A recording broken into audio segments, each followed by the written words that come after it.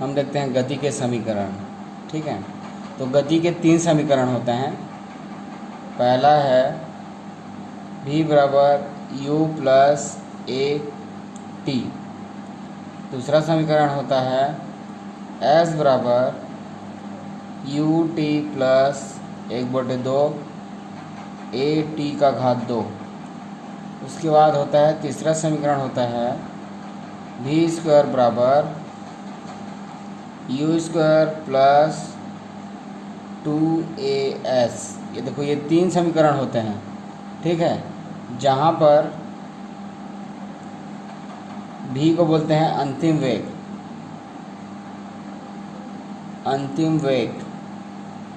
u को बोलते हैं प्रारंभिक वेग, a को बोलते हैं त्वरण। ठीक है, t है हमारा समय और s को बोलते हैं दूरी या विस्थापन। ठीक है, तो इस तरह से गति, गैलीलियो ने 3 समीकरण दिए। ठीक है, इसके जनक जो हैं गैलीलियो है। ये 3 समीकरण दिए। पहला समीकरण है v बराबर u प्लस ए टी। ठीक है, जहाँ पे ये अंतिम वेग है, ये प्रारंभिक वेग है, ये त्वरण है और ये समय है। उसके बाद है दूसरा समीकरण है s बराबर u T plus 1/2 A T square. u अंतिम वेग, प्रारंभिक वेग, ये समय 1/2 है तो कांस्टेंट है, a त्वरण है, t समय है। ठीक, और तीसरा समीकरण है v स्क्वायर बराबर u स्क्वायर प्लस 2as। ठीक है, तो इस तरह से गति के तीनों समीकरण यहाँ पर हैं। अब इनकी उत्पत्ति कैसे होती है उसके बारे में हम जानते हैं। ठीक है, इन तीनों समीकरण की हम यहाँ पे उत्पत्ति करेंगे। तो v बराबर u प्लस ए टी की उत्पत्ति हम सबसे पहले कर लेते हैं। ठीक है, देख लो, इसकी उत्पत्ति करने के लिए माना कोई वस्तु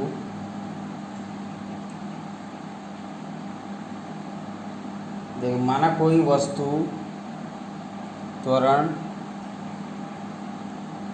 a से गतिमान, मतलब से गति कर रहा है। ठीक है, किसी क्षण, मतलब कोई समय, किसी क्षण या किसी समय, है ना, किसी क्षण t=0 पर वेग u तथा t=t पर वेग v हो तो,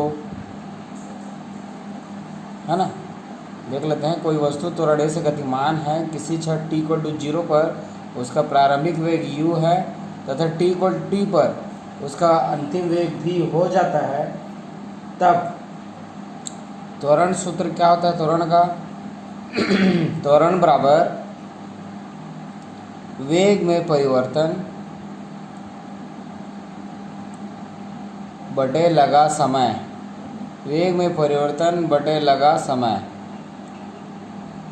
ठीक है, तो वेग में परिवर्तन, क्या क्या वेग में परिवर्तन हो रहा है? पहले अंतिम वेग माइनस प्रारंभिक वेग, और इसको समय कितना लग रहा है? अंतिम समय माइनस प्रारंभिक समय। ठीक है, त्वरण क्या है यहाँ पर? a है। ठीक, अब इसका हम तिर्यक गुणा कर देंगे, तो तिर्यक गुणा कर दो, ये हो जाएगा a t बराबर v माइनस u।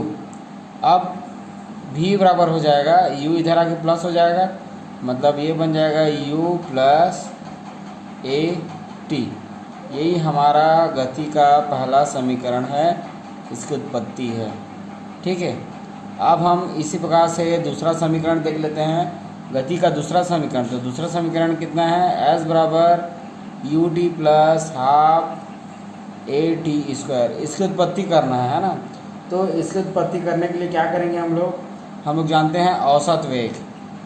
ठीक है, औसत वेग का सूत्र क्या होता है? औसत वेग बराबर होता है, ये देखो, अंतिम वेग, ये प्रारंभिक वेग प्लस अंतिम वेग बटे 2, ये इसका औसत वेग निकल गया। ठीक है, चूँकि विस्थापन विस्थापन बराबर होता है औसत वेग गुणित समय अंतराल। ठीक है, विस्थापन बराबर होता है औसत वेग गुणित समय अंतराल। ठीक है, तो विस्थापन को हम ऐसे प्रदर्शित करते हैं, औसत वेग निकाले हैं u प्लस भी बटे 2 और समय अंतराल कितना होगा यहाँ पे, इसको एक ब्रैकेट में रख लेते हैं, समय अंतराल हो जाएगा t माइनस 0। ठीक है, अब इसको हम थोड़ा सा सरल कर लेते हैं, कितना हो जाएगा u प्लस भी बटे 2 इंटू टी। इसको एक समीकरण देकर छोड़ना चाहो तो छोड़ सकते हो। ठीक है, इसको हम दे देते हैं समीकरण नंबर 1 दे देते हैं। ये देख लो, ये गति का प्रथम समीकरण है, इसका मान को हम इस समीकरण नंबर 1 पे रख देते हैं। तो क्या हो जाएगा, ये s बराबर u प्लस भी के जगह में रखेंगे u प्लस ए टी। देख लो, ये भी के जगह में u प्लस ए टी रख दिए। ठीक है, इसको आते हो जाएगा बटे 2 और ये टी का टी तो रहेगा ही। अब इसका हम क्या कर लेते हैं, इंटू कर लेते हैं। तो क्या बनेगा, ये 2u प्लस ए टी फिर ब्रैकेट टी। ठीक है, तो यहाँ पे हम क्या करेंगे, और 2 का भाग दे देते हैं सब में, तो ये बन जाएगा u और टी का गुणा है तो u टी बटे 2। यहाँ पर 2 है तो चलो ये 2 को काट देते हैं। ठीक है, उसके बाद यहाँ पे आ जाएगा a टी का घात 2 बटे 2। तो इस तरह से हमारा सूत्र बना s बराबर u T plus half A T का घात 2। ये हमारा गति का दूसरा समीकरण है। ठीक है, अब हम देखेंगे गति का तीसरा समीकरण। तो ये तीसरा समीकरण है v स्क्वायर बराबर u स्क्वायर प्लस 2as। ठीक है, औसत वेग का हम सूत्र जानते हैं u प्लस भी बटे 2। ठीक, और विस्थापन निकालेंगे तो औसत वेग गुणित समय अंतराल। औसत वेग u प्लस भी बटे 2 को मान को रख दो और समय अंतराल है t माइनस 0। ठीक, अब क्या करना है हमको, इसको समीकरण नंबर दे के छोड़ दो। अब हम गति के प्रथम समीकरण से, तो गति का प्रथम समीकरण क्या है, v बराबर u प्लस ए टी। यह हमारा गति का प्रथम समीकरण है। यहाँ से हम लोग t का मान निकाल लेते हैं, तो t बराबर आ जाएगा v माइनस यू बटे ए। ठीक है, अब यही t का मान को हम इस समीकरण नंबर 1 पर रख देते हैं। ये देखो, ये रख दिए, तो हमारे पास क्या बचा, u प्लस भी और v माइनस यू। ये दोनों तो सेम है, तो ये 2as को इधर ले आए तो 2as हो गया और ये v का वर्ग माइनस u का वर्ग आ गया। ठीक है, अब हमको करना क्या है, इसको हम लिख सकते हैं v square equal to u square plus 2as।